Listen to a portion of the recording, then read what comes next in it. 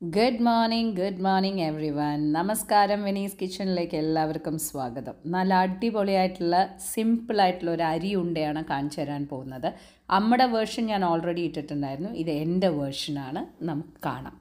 അപ്പോൾ ഇതാ ഞാൻ ഗ്യാസ് കത്തിച്ചു. നല്ല അടികട്ടിയുള്ള ഒരു ഉരുളി വയ്ക്കുക. എന്നിട്ട് ഞാനിവിടെ എടുത്തിരിക്കുന്നത് നമ്മുടെ സാധാരണ മട്ട അരിയാണ്. 3 കപ്പ് മട്ട അരി എടുത്തിട്ടുണ്ട്. കഴുകിയിട്ട് വാർക്കാൻ വെച്ചിരിക്കുകയാണ്. കഴുകിയ ഉടനെ തന്നെ വാർക്കാൻ വെച്ചോളൂ. അതിനെ ചീഞ്ചട്ടിയിൽ നമ്മുടെ ഉരുളിയിലിടുക. ഒന്നും ഇടേണ്ട ആവശ്യമില്ല. എണ്ണയോ നെയ്യോ ഒന്നിൻ്റെ ആവശ്യമില്ല.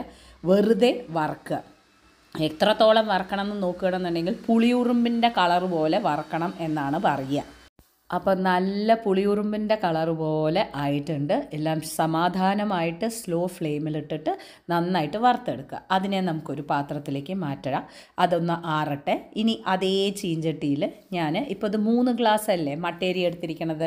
അപ്പോൾ 1 ഗ്ലാസോളം നമ്മൾ അണ്ടിപ്പരിപ്പ് എടുക്കുകയാണ്. ഇതിന് പകരം നിങ്ങൾക്ക് ഇതിൻ്റെ കൂടെ വേണമെങ്കിൽ നിങ്ങൾക്ക് ബദാം ഇടാം, അതേമാതിരി തന്നെ നിലക്കടല ഇടാം, പിസ്ത ഇടാം, എന്ത് വേണമെങ്കിലും ഇടാം. പക്ഷേ അണ്ടിപ്പരിപ്പ് ഇട്ടിട്ടാണ് പൊതുവേ ചെയ്യാറുള്ളത്.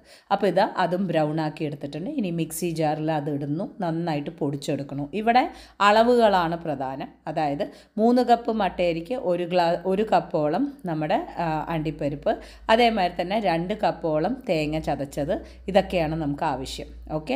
അപ്പോൾ അത് അരിയും നമുക്ക് പൊടിച്ചെടുത്തു, നമ്മുടെ അണ്ടിപ്പരിപ്പും പൊടിച്ചെടുത്തു. ഇനി വേണ്ടത് തേങ്ങയാണ്. അപ്പോൾ തേങ്ങയുടെ അളവ് 2 കപ്പാണ് ഞാൻ എടുത്തിരിക്കുന്നത്. നിങ്ങൾക്ക് വേണമെങ്കിൽ കൂട്ടാം, തേങ്ങയുടെ അളവ് കൂട്ടാം, കുഴപ്പമൊന്നുമില്ല. ഇനി നമുക്ക് എല്ലാം മിക്സ് ചെയ്യാം.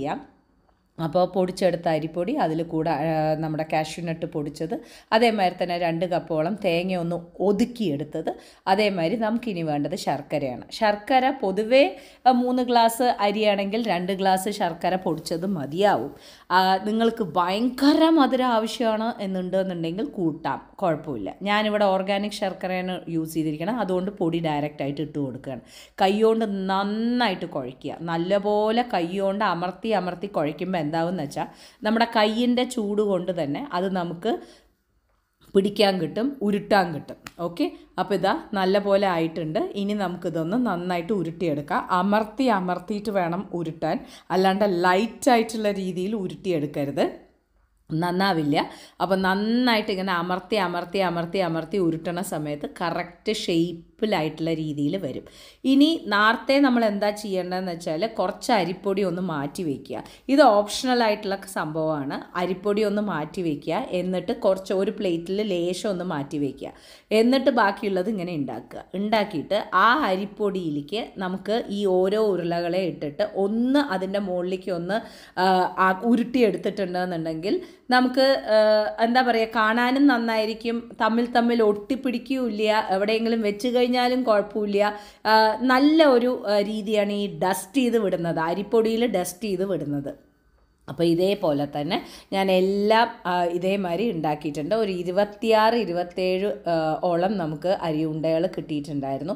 നല്ല സോഫ്റ്റായിട്ടുള്ള അരിയുണ്ടയാണ്. ഇളം ചൂടോടെ കഴിക്കണമെന്നുണ്ടെങ്കിൽ സൂപ്പറായിരിക്കും.